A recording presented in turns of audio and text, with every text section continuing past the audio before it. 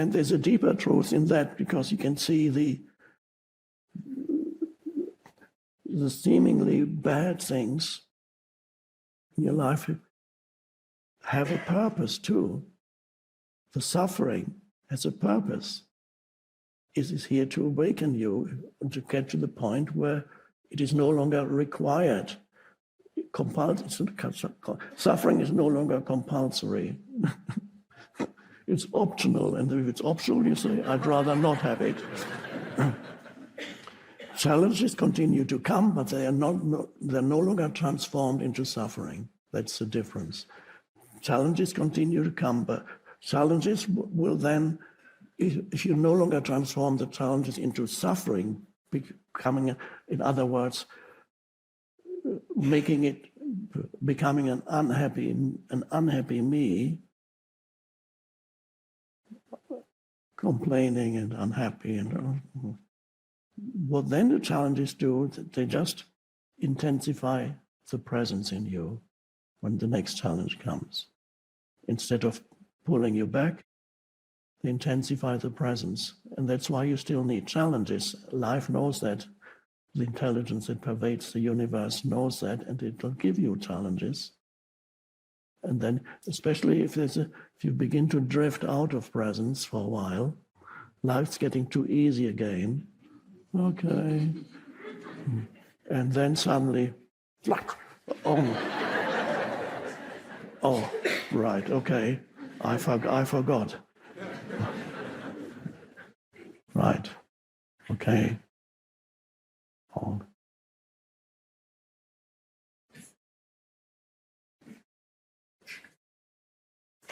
Oh. Okay.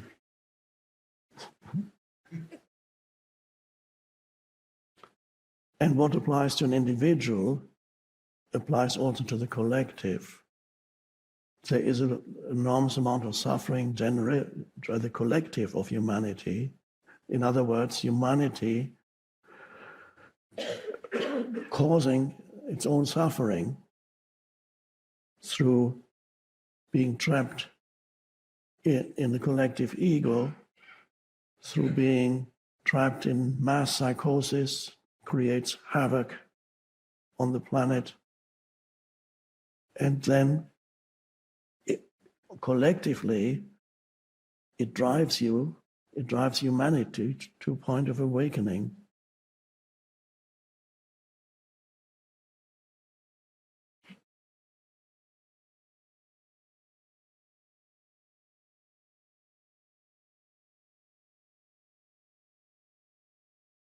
So you gradually then, less and less do you live through a self-image, and you're able to be yourself rather than be something else and acting something out. Be yourself. And that comes with certain simplicity and makes life so much easier when you no longer need to compare yourself to others. And all sense of inferiority disappears, but also all sense of superiority disappears. The ego cannot live without a sense of superiority, one area or another.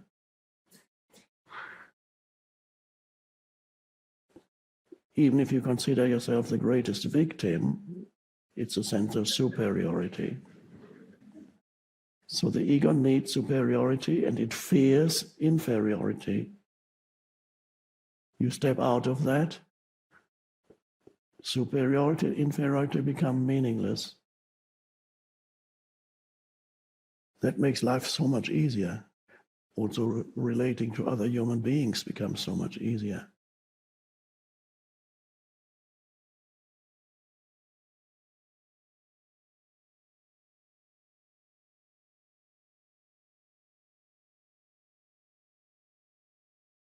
So the successful life is a conscious life. And that consciousness is here now. Are you conscious now? Are you present now? Are you aware now? And then can you embody that It doesn't matter how you got here. How you got to this awakening doesn't matter.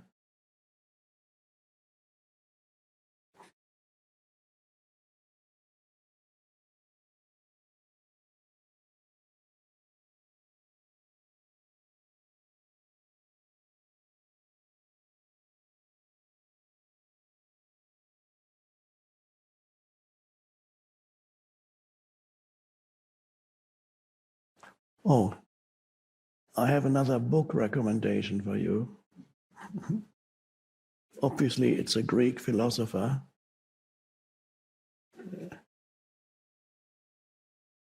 Not terribly well known. I mean, everybody's heard of Socrates or Plato or Aristotle. And this philosopher's name is Epictetus. Epictetus. I used to say Epictetus, and then I realized that the stress is on the second syllable. Epictetus. Epictetus. A great philosopher of ancient Greece. Interesting fact about these philosophers is that they came from all social classes. Social classes were, some philosophers came from a very high social class. Plato, fairly high social class. Plutarch, high social class. Epictetus was originally a slave, and eventually he was freed. And Epictetus also had a physical disability. He called himself a lame old man.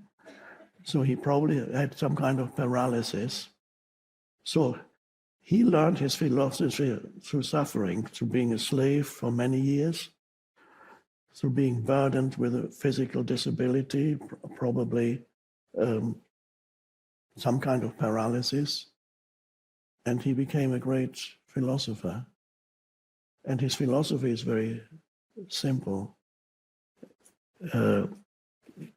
The central point of his philosophy is you're not unhappy because of events that happen, but because of what you're telling yourself about the events of your life. In other words, it is your mind that makes you unhappy, not the situation or the circumstance. How you approach the circumstance, how you interpret the circumstance determines your happiness or unhappiness. So I highly recommend discourses and selected writings, Penguin Classics. I'll give you a very brief sample of it. It's a good translation. It's contemporary language. It's almost as if he was speaking to you today rather than 2,000 years ago.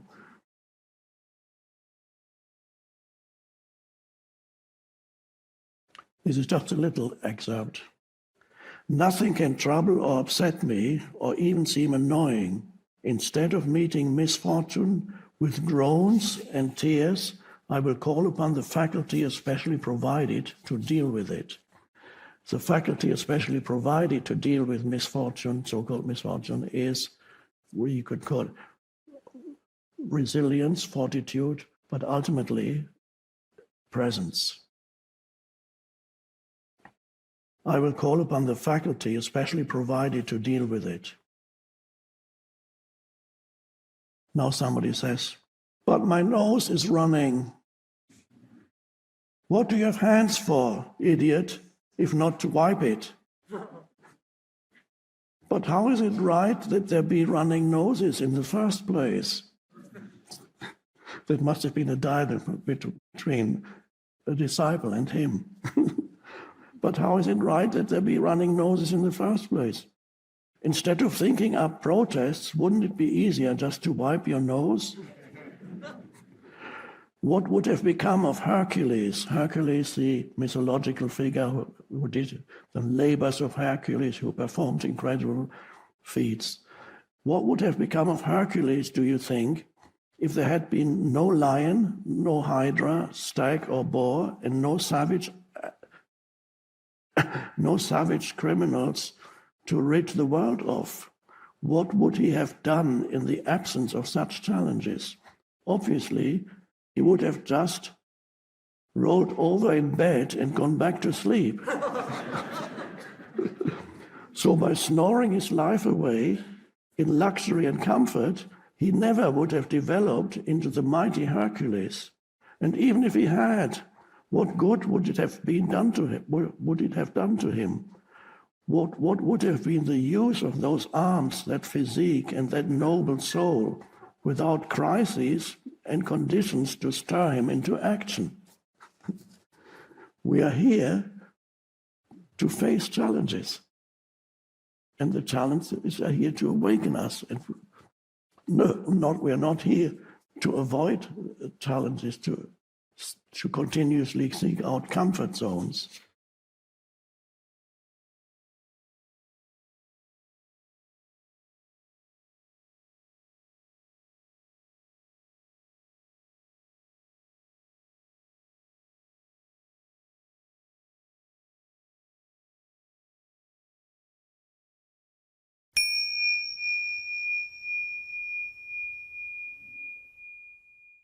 We have examined the brain.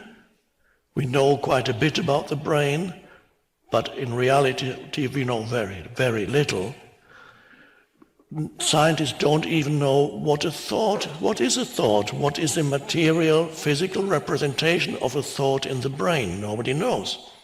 Where is that memory that when I was 15 years old, I fell off my bicycle and hurt my leg, and I still remember that. How does this memory survive in the molecular structure of my brain, plus a million other memories? Where do they hide in my brain as little molecules where I fall off my bicycle? These are the molecules of this memory, and then at some point the molecules pop up again. What is the relationship between thought and the physical brain? What is the relationship between the physical brain and consciousness? Mainstream science will tell you that most of them, there are few who are beginning to doubt that the mainstream narrative. It will tell you that consciousness, if they even mention the word, most of the time they don't even talk about it because they have no idea what it is, and you can't examine it under a microscope. And when you cut open the brain, you will not find consciousness. In fact, when you cut open the brain, you will not find nothing of you. Little traces, perhaps, but nothing, not a thought, not a single thought, no consciousness, your memories, nothing will be found. You are 99% of who you are is invisible. It does not exist in the physical realm. Only your physical body. But who you are, your thoughts, your emotions, and the underlying consciousness, it's all invisible. That's why there's a lovely, I believe it is a little work of literature from, it could be the Little Prince or something like one of those works in French. There's a beautiful phrase, what is essential is invisible to the eye. What is essential is invisible to the eye. Beautiful and very, very true.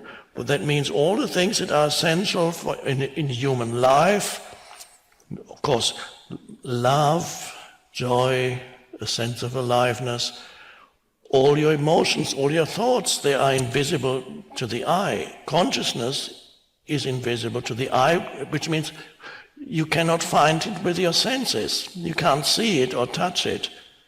So when you look at a person, all you see is the outer body, the physical form. And even of that you only see the skin. If you penetrate it just the tiny bit beyond the skin, you would be shocked at what you would see. Just imagine no skin, all you see is then the organs of the body. Oh my God. And that is underneath this very thin layer of skin. When you're looking at a human, but all that is the tiniest part of who you actually are. And that's what's left for a short period of time when you so-called die. All the things that you are not, the physical vehicle, is still left. Not for long, because then it disintegrates. But that's what left, and you will be gone.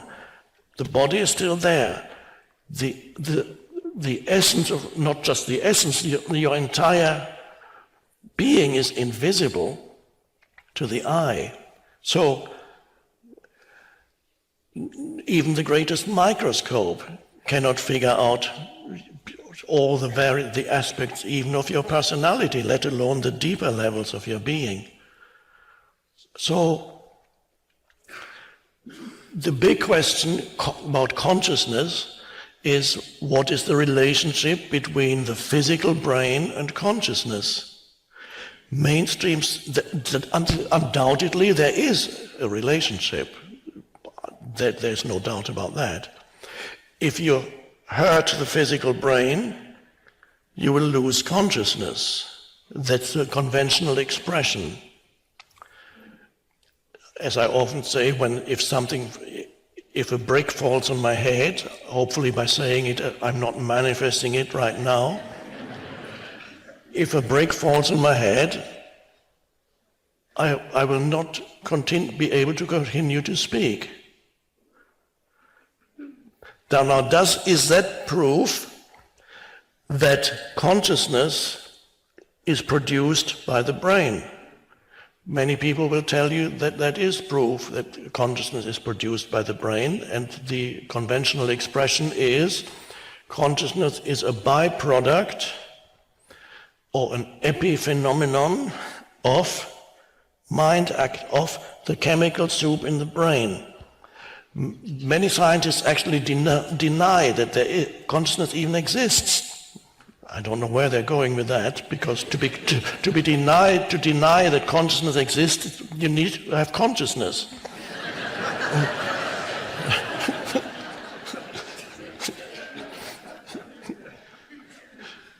And they don't want to go there because it's so unknown. They realize they cannot dissect it. So it's better to leave it alone and to say, only we still live in a materialistic age. Materialism in its philosophical and deeper meaning doesn't mean that you're interested in money.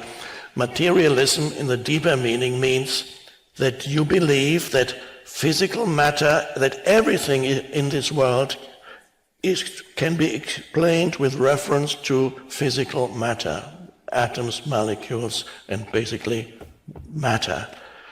Of course, if you go more deeply into physics, materialism disappears because you realize that matter is a kind of illusion. There is no matter. If you go deep into the atomic structure and beyond, you realize there's nothing. This, what I perceive as matter, is just rapid movements of atoms and molecules, giving me the illusion that this is matter. And the same in my body. Ultimately, there is no matter. And yet, there's still, within conventional science, the belief that the universe is matter. It can be explained with reference to matter. So, does the brain produce consciousness? The other possibility is that the brain receives consciousness and channels consciousness into a particular form that then creates your experience of the world and creates you, that consciousness is the organizing principle behind the formation of the brain, in the same way that a radio or a television does not produce the program that you watch. I can destroy the television set that happens to be showing an orchestra playing the Ninth Symphony, and then I destroy it. Have I destroyed the Ninth Symphony? No, it's no longer transmitting, it's no longer functioning as a receiver. So science will come to that realization, and there are already some scientists who are who have enough courage to question conventional interpretations, and it's usually scientists who are approaching retirement age, because before reaching retirement age, it would be too destructive for their career to go outside the mainstream interpretation. But once you reach retirement, you've got nothing to lose. You can speak out. And so that's a good thing. So the greatest mystery in the entire universe is not the infinity of space, or magnificent as that is, or the infinity of subatomic space, the macrocosm and the microcosm. That's mysterious enough, and we know little about it. But the greatest mystery of all is the fact that the universe is conscious. That is so incredible. The universe is conscious. How do I know that? Well, it's self-evident. I'm conscious. If I'm conscious, it means the universe is conscious. I am the universe. The universe. So that is the self-evident thing, the one thing that you cannot question, the absolute truth, perhaps the only thing that you cannot question, the thing that Descartes was looking for when he was asking himself, the French philosopher Descartes, a long time ago. He came at the end of the Middle Ages, when they had all kinds of absurd ideas of how many angels can dance on the pin of a needle, and kind of little strange mental structures built up. And he said, we must do away with this. That what are the things that we can know for sure? Because we cannot know for sure how many angels are able to dance on the point of a needle. And so he's asking questions. And then he came to, as I mentioned in The Power of Now, and as you all know, he came to the conclusion that the one thing that I cannot doubt is that I am, because I am thinking. I think, therefore I am. I think, therefore I am. Cogito ergo sum in Latin. Je pense donc je suis. I'm just showing off, of course.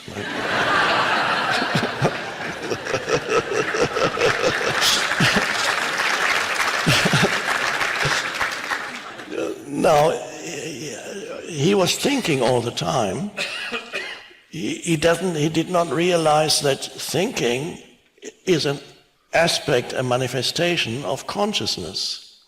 So if he had waited a few more years, perhaps he could have gone more deeply within and realized, even when I am not thinking, and even more when I am not thinking, I am. When my thinking ceases, I am more fundamentally myself.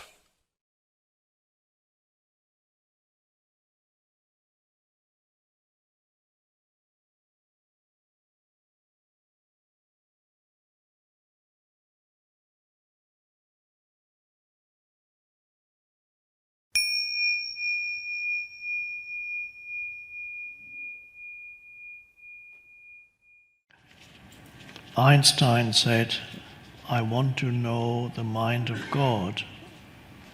The rest is details. Somebody asked what that means here.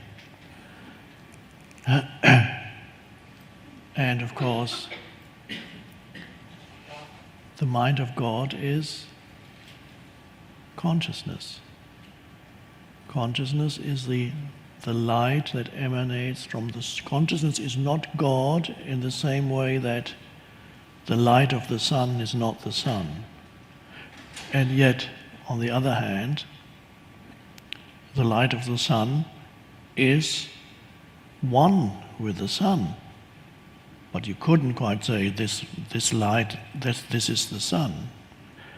In the same way, your consciousness, which is not yours, the essence of who you are, the light of the world, is an emanation from the source of all life. And so I use the analogy of the sun. And there's a good reason why in many ancient civilizations the sun was regarded as God, because it's a continuous outpouring of life energy. And so in the sense-perceived universe, the closest analogy one can find is you can point to the sun and say that is like continuous emanation. All life derives from it. And the life, the consciousness in things is that. So God realization is the realization of I am that I am, your I am identity. And that's God speaking, but it would also be you speaking. So it doesn't transform the ray of the sun into the sun, but it makes the ray of the sunlight aware of its origin and its home and what it is still connected with and always remains connected with.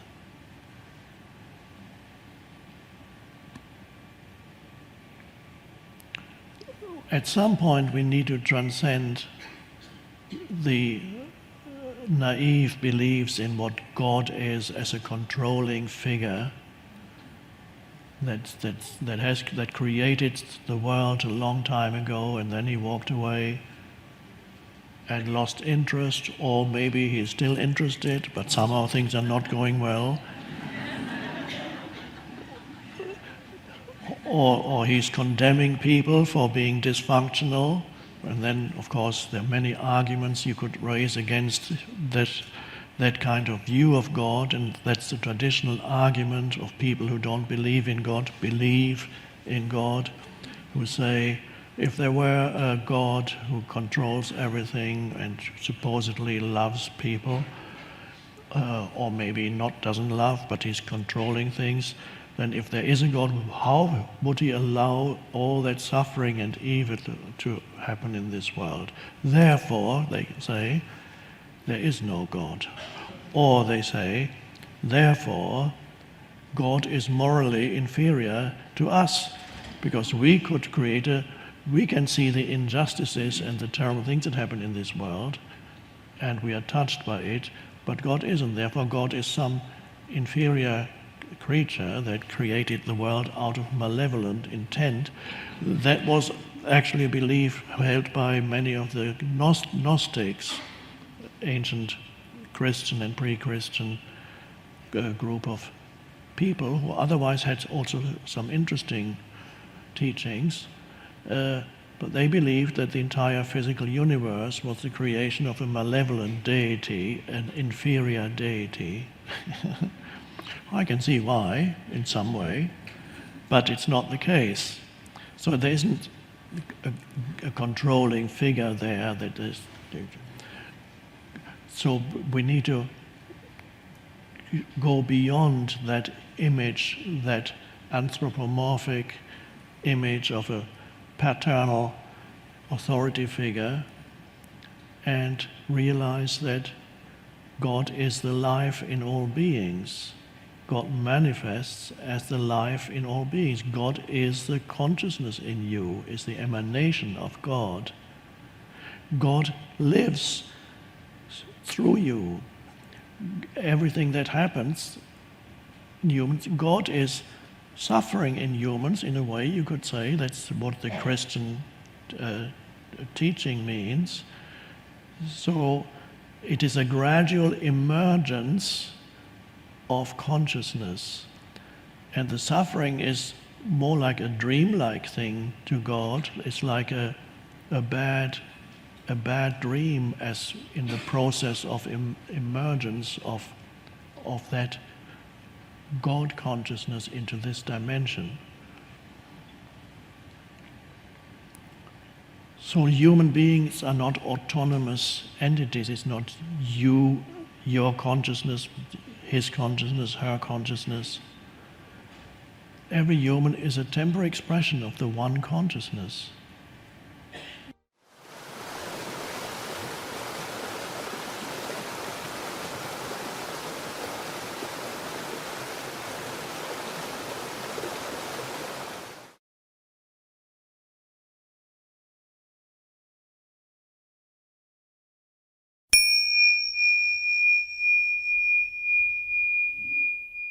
Partners evolve sometimes at different speed, the evolution of consciousness, and some may not evolve for a while at all. So it's possible that suddenly the awakened consciousness comes into you, and your partner remains where he or she is, and you go into enormous presence and aliveness and newness, and you still see he or she is still no change. And then wait a little and see, it is quite possible that your state transmits itself if there's even the slightest degree of readiness in the other. The fact that you do not strengthen his or her mind anymore by opposing his or her mind, the vital thing, don't oppose the mind. Can express your viewpoint without opposition. Something may happen, an opening may happen, or it is possible that you may have to separate, and it may be that the other partner will leave you because it is no longer satisfying to live with you without the drama. The pain body, of course, many of you know about the pain body, and hopefully not only know about the pain body, but have direct knowledge, immediate knowledge of your own pain body. The pain body, of course, is the favorite place for the pain body, which is the old accumulated pain, which is an energetic, almost an entity that lives in you, that lives on emotional suffering. It loves its vibrational frequency. It thrives on close relationships. That's where it gets its food, most of its food. There isn't much you can do if your pain body needs food. It can't do much when you go to the supermarket and only see the cashier for half a minute or 1 minute. Even there it could happen.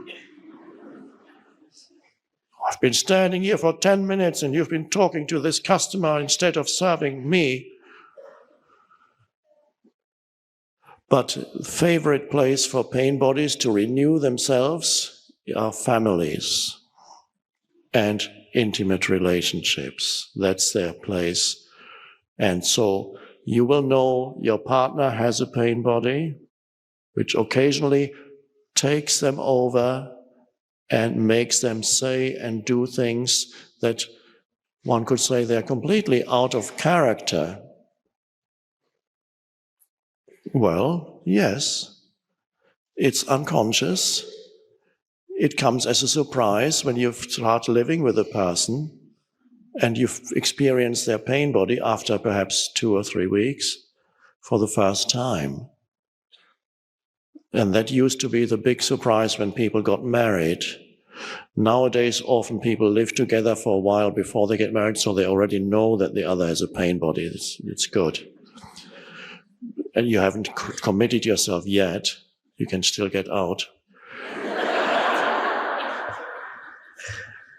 But what a dreadful thing when you marry somebody, start living with that person, and 2 or 3 weeks after the honeymoon, a totally different person is suddenly there. A person who is in a deeply negative energy field, says hurtful things, misinterprets what you do. You say, who did I marry? And you think this must be the real person. Maybe I married, this was all a disguise. The real person is coming out now.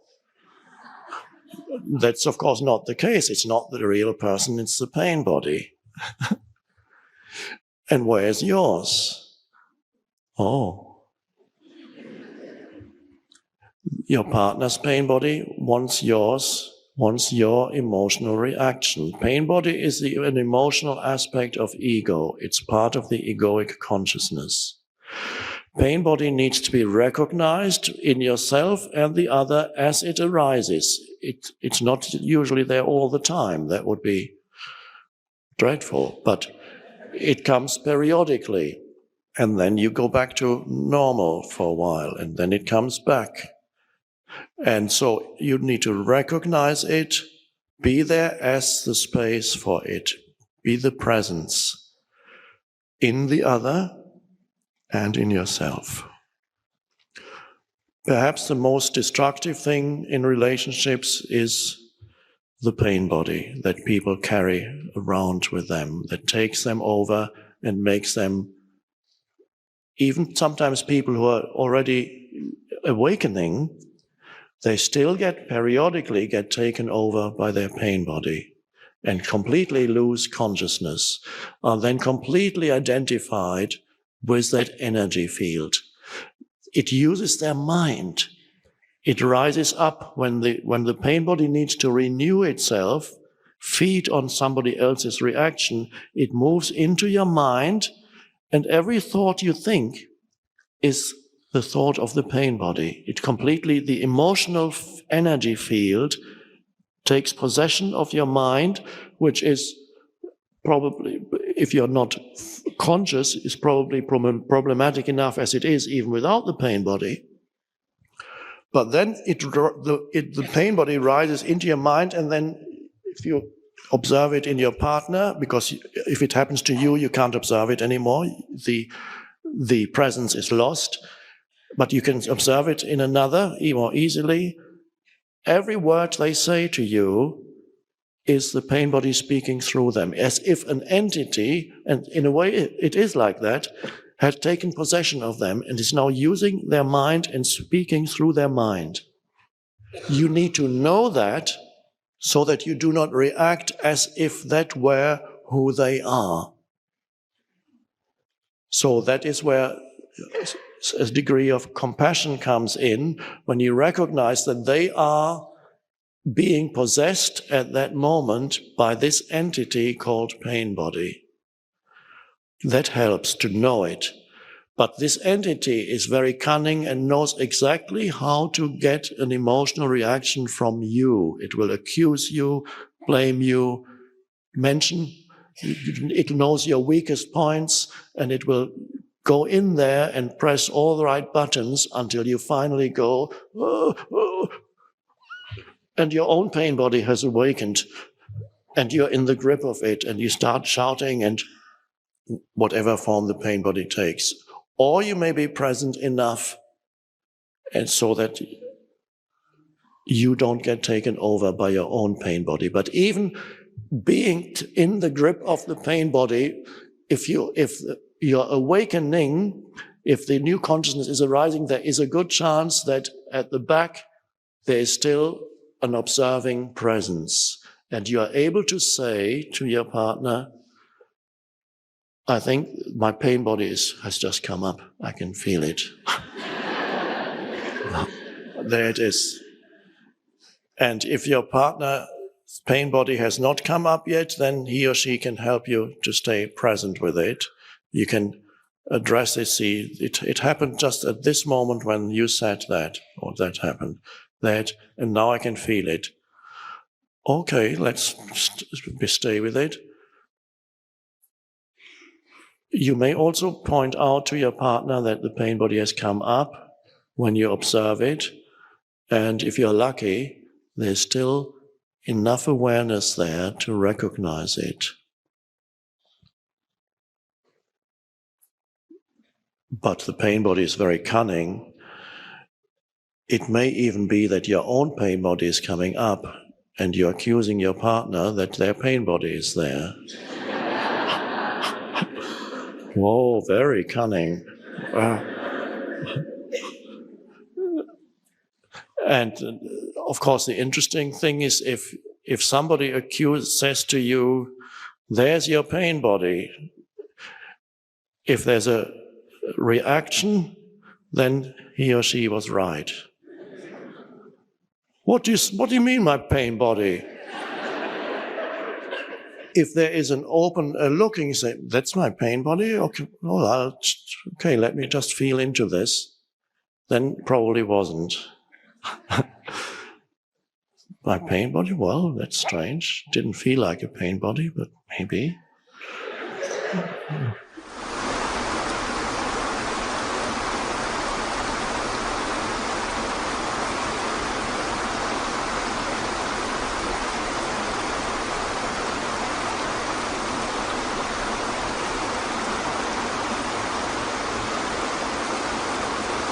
And so they become truly effective the moment they become a field of awareness or presence rather than a person sitting with the other.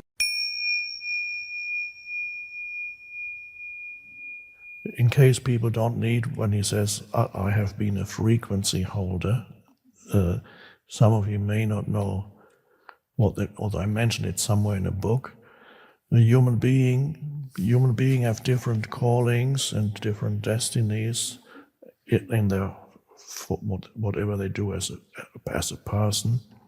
Frequency holder I call somebody who is not called upon by a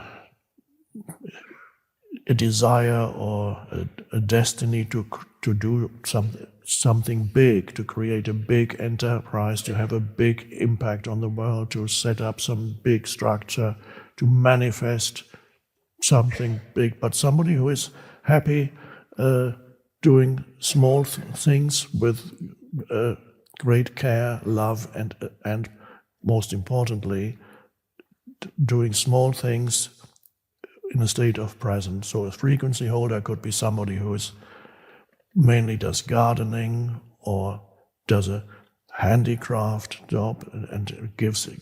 And this person then embodies the presence in his or her work, and or might come into contact with people in a limited capacity, and whoever this person comes into contact with comes into that field of presence. So this person holds the frequency of presence, and these people are very important too. There are a number of you who perhaps could consider themselves to be frequency holders.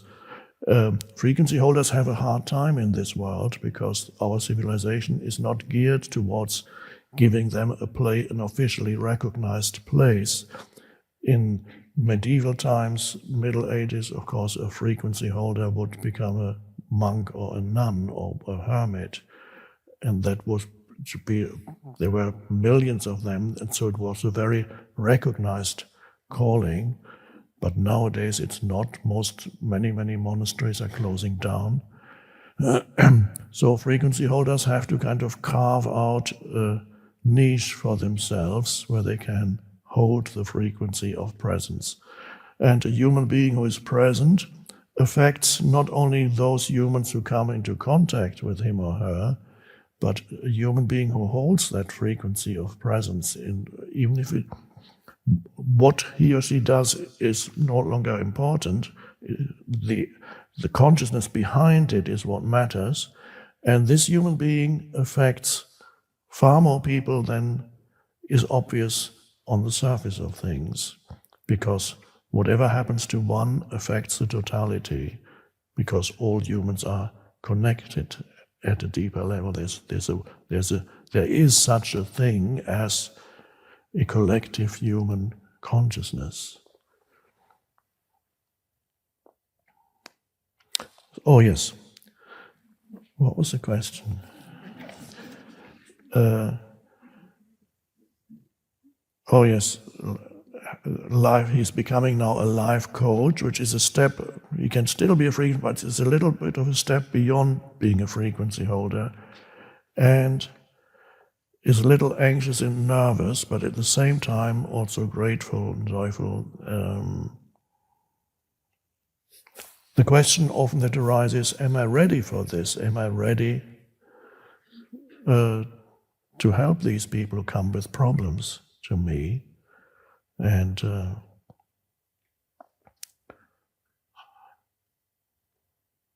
if you think you're ready, you probably are not. And if you think you're not ready, you may be ready if you know how to step out of the way, out of your own way, become an opening, a pure awareness when you sit with someone. I assume you sit. When you sit with someone, you become you give total attention to that person, you become pure awareness. Now you might have learned certain approaches in your training, becoming a counselor or a life coach.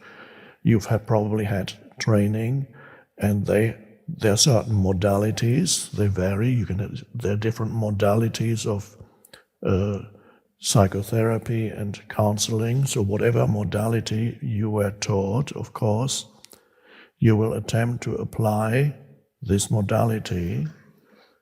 But if you only have that, you're not going to be very effective. You may have some limited success. And the question, am I ready, if it refers to have I mastered the modality that they taught me, then that's a justifiable question, and you might say, well, I am ready because I know exactly how it works. But the real thing in a situation like that is not the modality that you have learned and you applied, not necessarily saying that you should not use it at all, you can use it, but realizing at the same time what is much more important is what underlies the modality that you use. And this applies even in highly structured and intellectual and mental modalities like psychoanalysis, which is psychoanalysis. You analyze the part, you take this and this and this and this, and it goes on for years. But even there, it happens that certain psychoanalysts who start off by practicing their modality, and then the years go past, and then gradually, the good ones, gradually, without knowing it, they develop the capacity of just sitting there and giving complete attention to the others. So they gradually step out of being totally identified with a modality, and sometimes they might not even use it anymore. And so they become truly effective the moment they become a field of awareness or presence rather than a person sitting with the other. So that needs to shine through the modality that you use, and you may find that after a while you use relatively little of what you have learned. And you realize that you don't have to do it. If you are fully present, the right words will come up. You will ask questions. Just like Socrates always started with asking questions, not because he already knew the answer. It was a beginning of an attempt, a joint attempt to find the answer through accessing the dimension of presence or awareness. So if you can be there as a pure awareness while you sit with this, some people call it client, some call it patient, some don't call it anything. So you sit and then you listen. And then you ask a question and then you listen. And then it can happen, if it works, that the other person can join you, even without you actually explicitly stating this. There's no need for that. The other person, without knowing it, joins you in the state of presence, and then you share this field of presence while you sit there, and out of that, healings and the answers, if answers are needed, realizations, healings arise out of that. And this is why I said, if you think you are ready, you probably are not, because then you think now I know enough and I can do it. Now that sounds great that you have this self-confidence, but no matter how much you know, this does not make you into a great counselor or therapist. Knowledge alone does not do that. It can be helpful, but the true transformation and the true healing happens through embodying presence. And yes, it can be helpful to know a few approaches. There are certain modalities that actually make presence, or they may not call it that, the main part of the modality. And those are very spiritual approaches to psychotherapy. It's been many years since I read these books, but I believe, for example, the modality created by Carl Rogers is one of them, where the main work with the patient is to give attention and unconditional acceptance. And unconditional means you don't judge, you don't put labels on the person or their condition. Just, it's all based on attention. Now, I have met a few people who have gone through Rogerian, I think it might be called therapy, and some of them said it was very boring because the therapist never really said anything. So that seems to show that even though they can, you can't really teach it as I believe there are some Rogerian therapists who do embody it, and others learn it as you have conditional acceptance. They still are not able to enter the state of presence while they're with someone. And then, of course, they have a modality, you just listen, okay? And you don't judge, okay? Okay, time is over. When is our next session?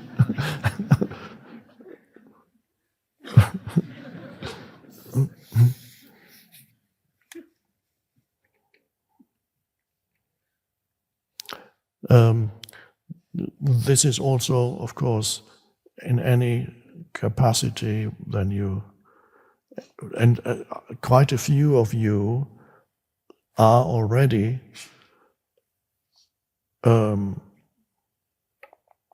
spiritual teachers in your own field, maybe not formally, or in your own field, you're already a spiritual teacher, and many others probably will become spiritual teachers in one form or another.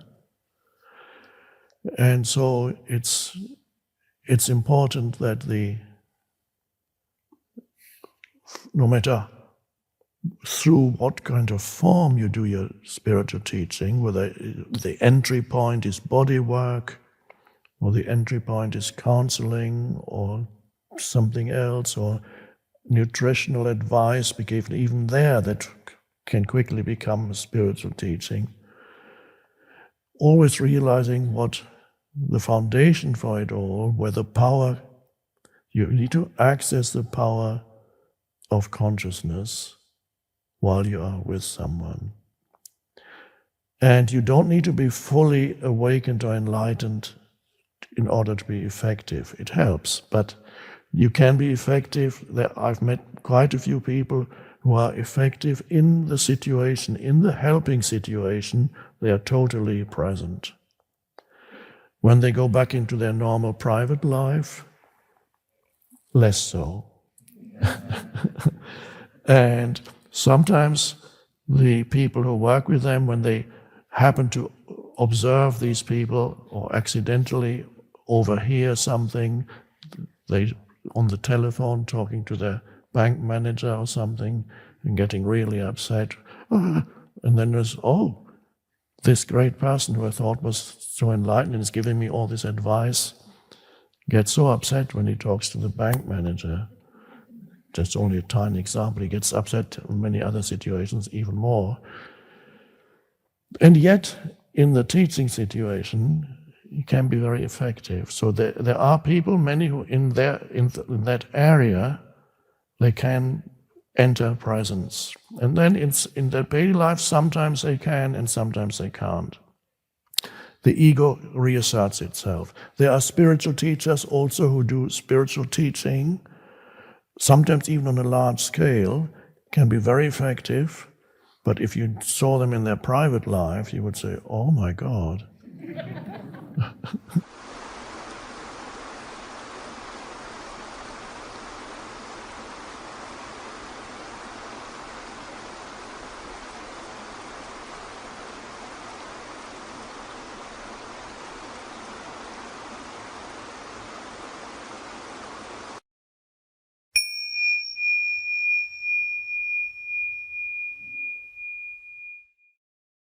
Then there are other things that you do.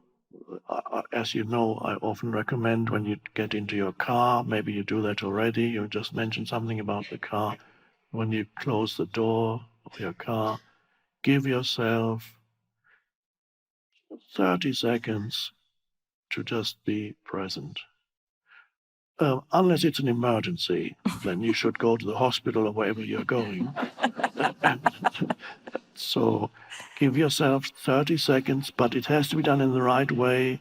You're not saying, okay, Eckhart says 30 seconds, and then you say, okay, here we go. You're just straining to get out of the 30 seconds. So it has to be focused on your breath, for example, that helps, or the inner body, the awareness of the inner body, and practice the being. So you bring a little bit of being into the doing. Later, at some point later, the two will merge completely. But, and then there are other moments when you can probably, things that you do frequently every day, there you can bring in awareness so that it's not a means to an end, and perhaps create a little gap. So have a number of gaps during the day, during a busy day. You could say, for example, whenever you wash your hands in the bathroom, that can be an absolute presence and you come to your senses, feel the water, smell the soap, and that can be a present moment. Whatever, you can probably make a list of things that you do every day. If there's a staircase somewhere in your building, then walking up and down the stairs can be a wonderful opportunity for being present at every step. So it's not a means to an end anymore. So I would suggest make a list of things that you do every day or very often, and use these as to bring in spaces. So you have this very brief practices of bringing in spaces, and then even while you're engaged in the doing, there too you can see if you can, as we mentioned, the discussions that you have, sense the presence that you are while you're listening. Be alert. That you're actually then much more alert than you were in a normal state. It increases your intelligence, and it's an intelligence that's deeper than the IQ intelligence. That's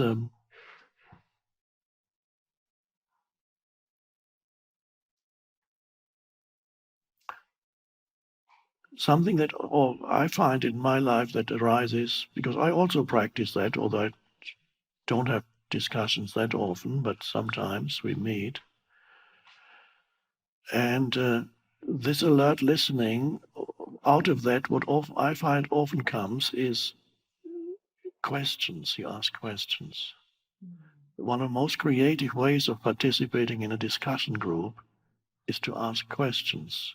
Other people, when they say something, the light of your awareness shines on it. Then a question arises, and another question. This is in the creative process of finding solutions and answers. This is often overlooked, especially when you're very much identified with your mind. Then the mind has certain preconceived notions and opinions and positions, and it'll just repeat those. So when somebody comes forward with an idea that's totally new, if you're very much identified with your mind, it could happen that you say, oh, no, that's not going to work. But with this, you develop the ability to listen. And the true listening means you are alert and still. That's true listening. It's the auditory aspect is a very small one. You're alert and still. And you may find that you may not have the answers, but you begin to ask questions. And then the other person who perhaps brought forward an idea is then forced to reply and it may drive him or her deeper to see where can we go with this. So one of the most creative things, and the very creative people in that kind of environment, they are the ones who ask the most questions. This is how the entire philosophy of Socrates developed, because it's called the Socratic method, which is somebody comes and asks Socrates a question, but he has questions to him, and so he goes from one question to another and another. When you read Plato's account of Socrates, I don't think Plato completely understood what Socrates was doing. Plato thought that he already knew the answer, but I don't think that's the case, because Socrates said, I'm the only one who knows that he knows nothing, which means he was comfortable with the state of not knowing that I mentioned earlier. And out of that state of not knowing, often questions arise. And in this question, then the answers suddenly come. It's a joint endeavor. The answer may not even necessarily come through you, but you ask the right questions, and then the group suddenly comes up with an answer. And that is also spiritual practice, and it can be totally incorporated into what you're doing. So both setting aside little spaces when you become present during the day, and also in many areas, maybe the hardest is being on the computer screen, to be present there.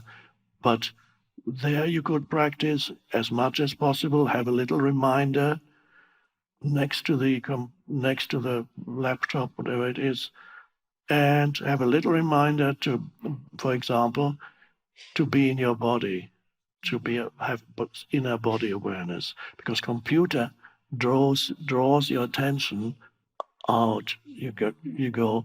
It actually depletes you after a few hours. It depletes you of energy. It flows out. It absorbs, because all your focus is on there, and so it's doubly important to. You may not sustain it continuously, but have a little reminder, so even while you are writing something or reading something, and this is something that you may not succeed immediately in this practice, but it is possible to be aware of your body, have some background awareness in the energy field of the inner body, and then you sit and you can still deal with whatever it is you're dealing with.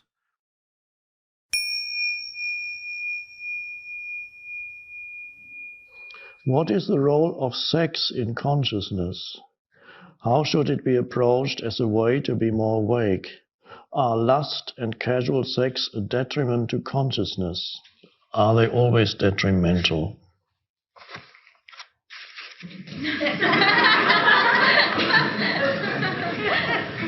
Well, let's see if I can remember.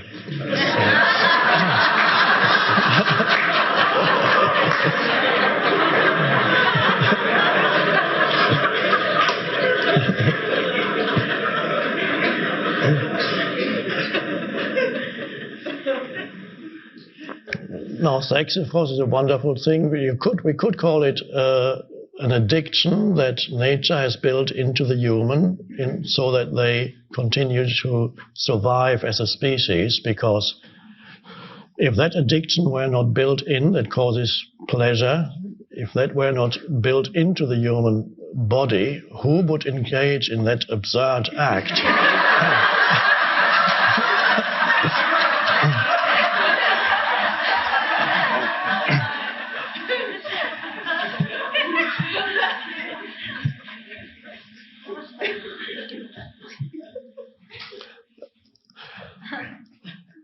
It does have because it's such a pull, it does have a tendency of making humans unconscious. You may have observed it in yourself when it takes over. It's a very strong pull that you go. Or you may go into your mind. So it's either out there, or you go...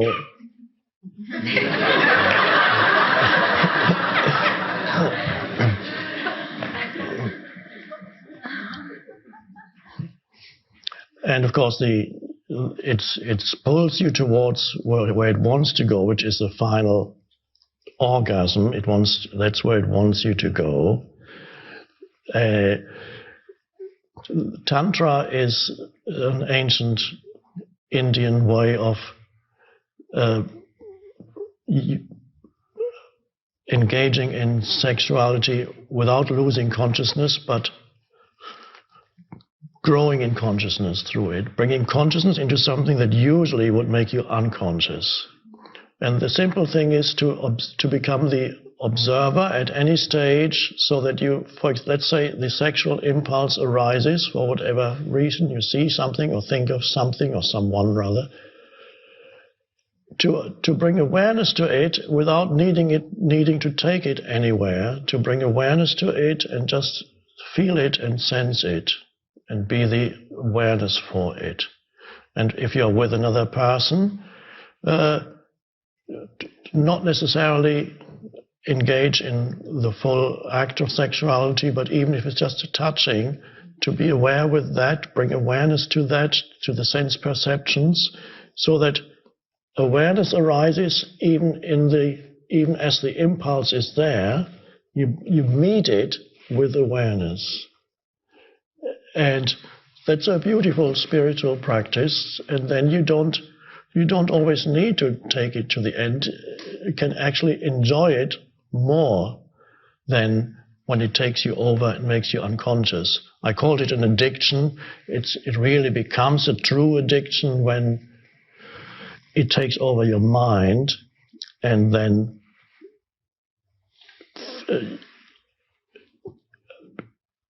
you compulsively seek sexual partners, in which case it really pulls you towards more and more unconsciousness, and becomes it's one of the ways in which the mind seeks fulfillment and never finds it.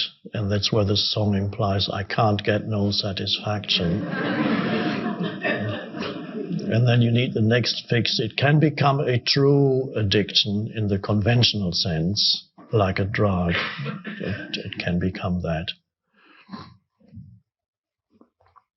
If there's a sexual impulse, let's say you look at a man or a woman and there's a slight sexual impulse, you can just be with that. And that's the beginning of Tantra. Don't need to go anywhere, or don't need to go up to that person and say whatever your pickup line is. But just be allowed to watch the beauty of it, the male form, the female form, and be aware. And at any stage, bring awareness to it. This applies to anything that tends to make you unconscious, any strong urge. If you, like, let's say, overeating, if that is your urge, if you can bring awareness to the impulse of wanting to eat before acting on it, that is Tantra too. Anything that usually pulls you to unconsciousness, when you bring awareness into it, you actually use it in your growth of awareness. The very thing that before made you unconscious can then be used and make you more conscious. So if your impulse is to overeat, and in the middle of the night you find yourself, without you knowing it, you got up and your hand is on the refrigerator door, and in that moment you wake up, truly wake up, and feel the urge to open the door and take out the chocolate cake, then you can observe the impulse inside you, and you can sit down for a couple of minutes and feel this urge to indulge in the need to take something in, and feel it fully. And you may find sometimes it subsides as you bring awareness to it. It begins to subside. if it doesn't subside, maybe you still have to eat the chocolate cake, but at least there was some awareness. And if you bring awareness into the eating, because it's only you really overeat when you lose awareness. If you eat consciously, we have Janine here who wrote a book about it. She could talk to you much better, explain it much better than I can. So bring awareness to the act of eating, then I believe, I've never actually had the problem of overeating. I've had other addictions, but that wasn't one. If you bring awareness to it, the desire to overeat, I would say, would quickly subside if you eat consciously. So anything that pulls you usually towards unconsciousness, use it as awareness practice. There could be any other addiction too, whatever substance you use. Feel the need inside you, feel it arise, watch it, observe it, allow it to be there, so that it doesn't take you over. It's only when you're unaware that these things can completely take you over. So you're not fighting it as such. Awareness never fights it. Awareness is really the space in which it arises, and because you're not fighting against it, you're not pushing it down. Don't do that with sex, because they've tried that for hundreds of years. Ascetics, religious practices, pushing it down, it makes it far worse, because then it seeks channels that are actually quite destructive. Because sexuality is such an enormous urge, you can't push it down. Rather than pushing it down, it would be preferable to have a different sexual partner every night. It's probably preferable to pushing it down.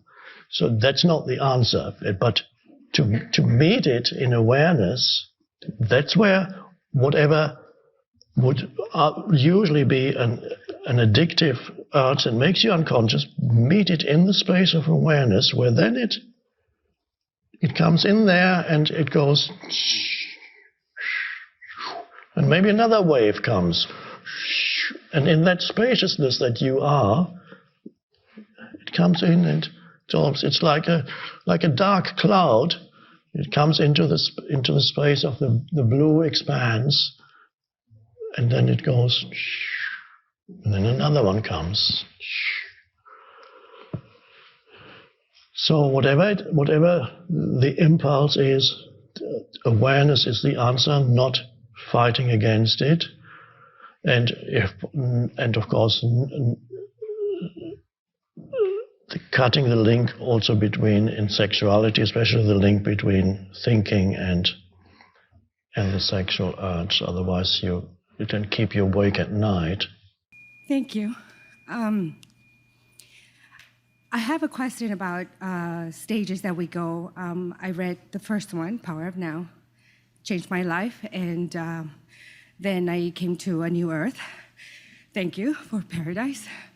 And so the stages, the truck, you get stuck, you either accept, and then the next one is you enjoy. And so I already went to enthusiasm. Right. So I found my enthusiasm, what I thought, but then it felt like the ego. Ah. So is there a way to know which one is which? It's like, okay, so am I enthusiastic because this is what the universe is pushing me to do, or is it just me trying to be, I'm the enlightened one, I'm the spiritual one, or so on? Okay, I understand. Yes, thanks. So that goes back to in a New Earth. I think I wrote that the three modalities of being. If you're not in one of the three modalities, you are in a state that is not harmonious and egoic or dysfunctional. The three modalities: acceptance. You either, whatever you need to do or whatever the situation is, you accept it. If you cannot enjoy it, there's some things you can't enjoy, but you can accept that this is what is. Acceptance then is that important. Others' enjoyment comes in. Enjoy their work, see if you can enjoy it, rather than just accept that anything you do with resentment is a dysfunctional state causing suffering. Without knowing it, you're causing it to yourself. In any state of resentment, you're doing it, but you resent doing it. You are somewhere, but you really don't want to be there, but you are there. So these are states of dysfunctional states that are actually cause suffering. You cause it unnecessarily to yourself without knowing it. So acceptance, enjoyment, there's a flow in what you do. You are present in what you know where you're going, but you're fully present in the process of moving towards there. The movement is more important than where you want to get to. And then the enthusiasm is the stage that I describe as happening during the creative process. When a new thing, when you are giving birth to something new in whatever form, there can be an enormous influx of energy that I call enthusiasm, which is the ancients believed that there was a higher spirit moving through you at that time, because, I mean, literally, enthusiasm means in God. So enthusiasm is the stage of creativity. Now, your question is correct. It can sometimes, there can be excited egoic states masquerading as enthusiasm. And sometimes, at first sight, not easy to tell the difference because you're on a high, you're on an egoic high. Now, there are some signs by which you can recognize whether or not it's the ego or whether there's a deeper creative process, consciousness wanting to create something through you. One thing you can recognize the ego by is when you encounter obstacles to whatever your action is in that state of either enthusiasm or egoic excitement.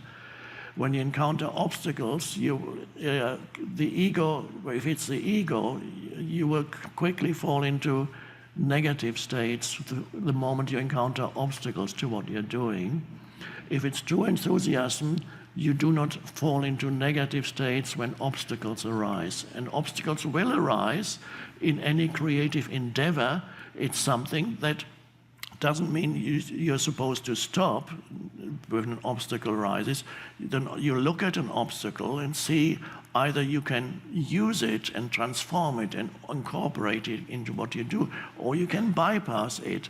That's how true enthusiasm. But the ego gets resentful when an obstacle comes. It takes it as a personal insult. So that's a good sign that it's egoic and not. And another sign, of course, is always, but that is more when you're getting towards the end of the achievement, when you have achieved something, and it does not satisfy you soon after achieving it, then you know it was the ego too. So you always know the ego. There's a satisfaction, but not short-lived when it's ego. So the Course in Miracles actually tells you you can always recognize an egoic goal when you achieve it by realizing that it hasn't satisfied you. That makes, thank you, of course it makes sense. Yeah. Because at the moment, when I do get creative, I write. And I write the stages, and it just makes sense, and I know I'm not writing it. It has to do with autism with my child, and I'm like, but this makes sense. How come nobody has thought of this? And when I show it to people, they say, oh, well, yeah, this is great. So I know that this is where I'm going, and I know it's not me. It's not this form doing it. Yes. So that's how I know. And then I find obstacles, and then it teaches me about me, because now the pain body comes and says, well, but I have to be nice. Now I have to be nice. But that's not this form. This form is not nice. Yes. Sorry. This form has to be... yeah, I know what you mean. We know what you mean. I know you know what you mean. Oh my God. But the form is nice too. But there's something nicer even than that. Yes, because that's through. what Yes. you have to do. Like I heard like sometimes the universe wants to kick someone. That is what you have to do. It's not violent, but that is what. Yes. Now, And that's another what- thing, the ego, of course, also whenever there's an ego endeavor with that kind of excitement that sometimes goes with ego. I just mentioned the obstacle, that when an obstacle arises, there will be resentment and negativity. And also you recognize the ego when there's always an excessive focus on the end result that it wants to achieve. So Yes. it's very excited about the end result that it wants to get Yes. to.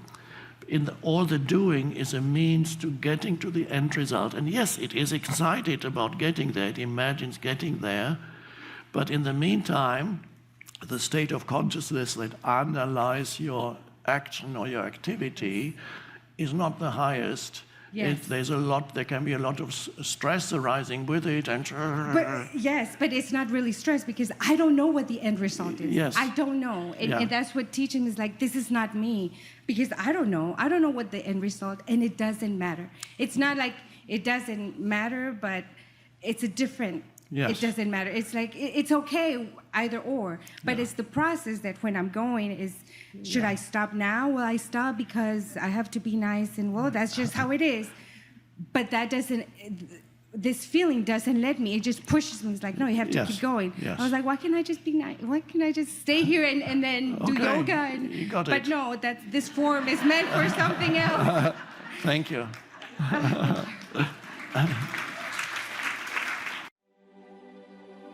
So if you discover within yourself that a lot of the time you're in a state of lack, of insufficiency, of not enough, and you feel that the answer to the remedy is to be active in this world and achieve and do as much as possible, then you'll probably find that ultimately that is not the answer to your state of lack.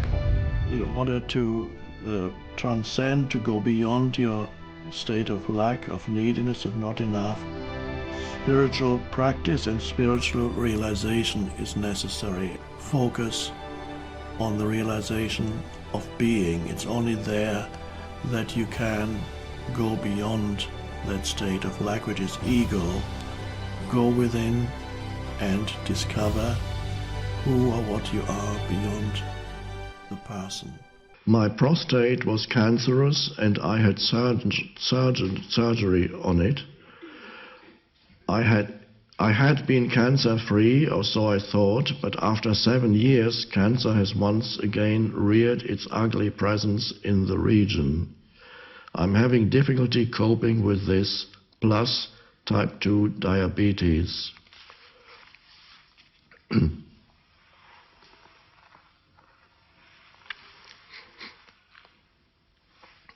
Well, it seems the destiny of many humans to be confronted with something like that at some point, or something similar. So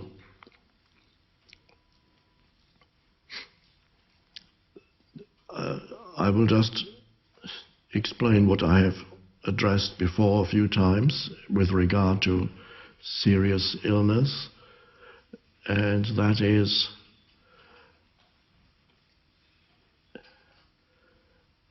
not to as much as possible avoid the mental.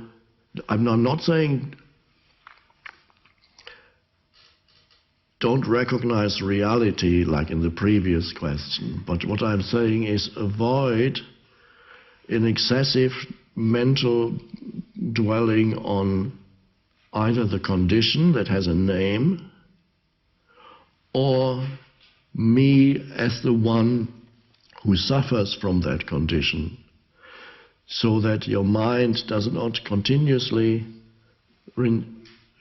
strengthen that mind form of the illness mind form, or me as my identity as a sufferer from that illness, by thinking about it, which of course creates a lot of fear and won't make you feel good. In other words, in order to become free, now it is a secondary thing what kind of treatment you go in for, whether it's conventional treatment, whether it's alternative treatment, whether it's no treatment at all that only you can know. But what is your state of consciousness? And it's a wonderful, it sounds strange for me to say that, it is a great opportunity to have an illness like that, and this has been confirmed to me by a number of people that I've known who have had similar illnesses. One or two seemed to get cured, others did not, but that was secondary. They said that it forced them into very intense presence, because they noticed when they were not present, they were very unhappy. So the illness forced them into just living more and more in the present moment. An extreme example of that was, I read last year, I read it on the BBC News, my app. There was a musician in England, popular music, I had never heard of him, but apparently he was quite well known in England, who got diagnosed with cancer. And he reports in an interview that when he left the doctor's office, he felt ecstatic. This is very rare. He felt ecstatically happy, and he couldn't quite figure out why. And now he says, I now realize all the problems that I thought I had are completely meaningless. And he lives completely in the now. And the rare thing with him was that happened immediately as he left the doctor's office. I've never heard that before, that somebody... So can you allow the illness to push you into the awakened state? Your motivation is very strong now. And it could happen to anybody who is no guarantee. I have not had a serious illness my whole life. I haven't even seen the inside of a hospital. But who can say that it's not going to happen? Everybody is one heartbeat away from death. Well, the death of the physical body. And if you don't die in an accident, if you die, you might die of old age, if you're lucky, or unlucky, depending what your old age looks like. Or as somebody once said, old age isn't so bad if you consider the alternative. So it's either that, most people here, including myself, will probably die of something, which would be heart attack, cancer, stroke. I think those are the main things. Could be an accident too, of course, or something more rare. Something eventually comes.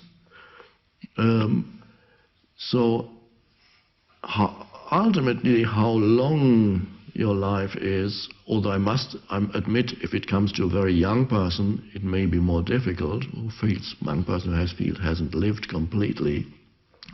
But even there, the shift is possible, so that you allow the condition, the illness, to force you into just absolute present moment awareness in which you do not suffer. A lot of the suffering of the illness arises from what your mind is saying. Of course, with some illnesses, pain eventually comes. That is pain. When I use the word suffering, I really refer to psychological suffering. If there's pain, then perhaps something is done to alleviate the pain, and you also need to surrender.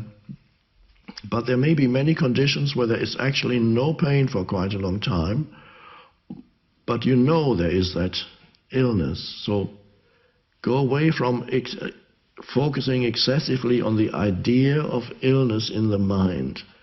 And in order to get out of the idea of illness, which is not a denial, that it's not saying I don't have it. No, you're just not going there. You're just being in the present moment. And several people that came to me over the years especially at a time when I still had more personal contact with people who would come to me. I've seen several who had developed fatal illnesses and in the last months of their lives became quite radiant, quite awakened. Really, the flowering that is meant to be the purpose of human life, the flowering of consciousness, happened.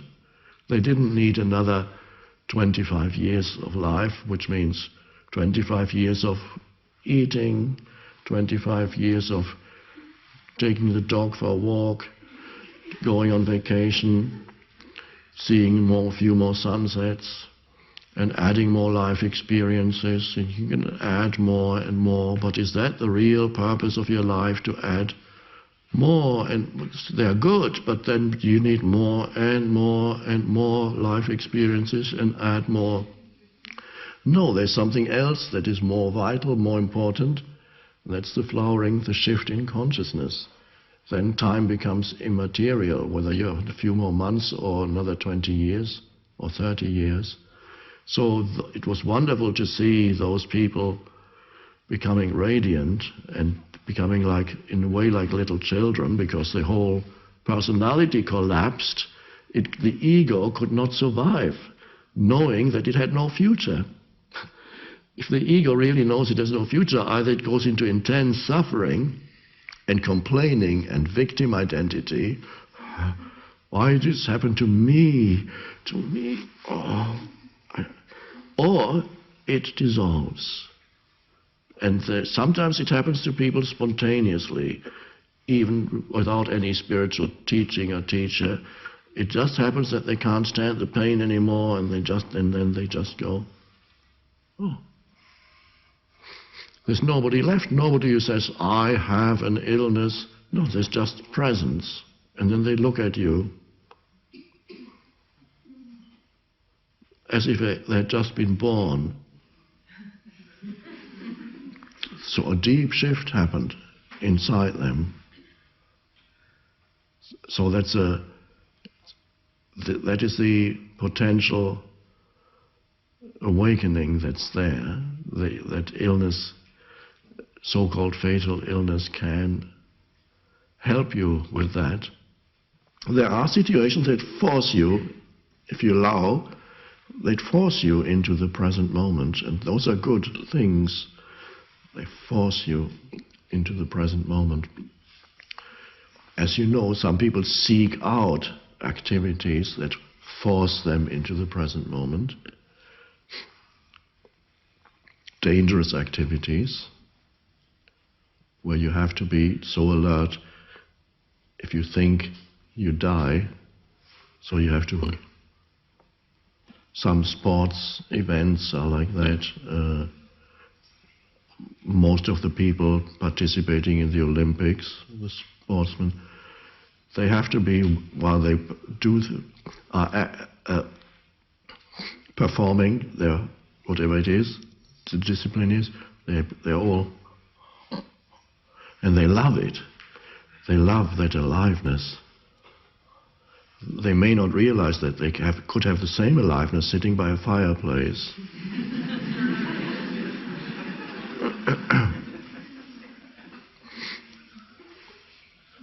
And that is the same aliveness that can be there when there is a threatened so-called life-threatening illness. But it's longer. It's not just a moment, like 5 minutes.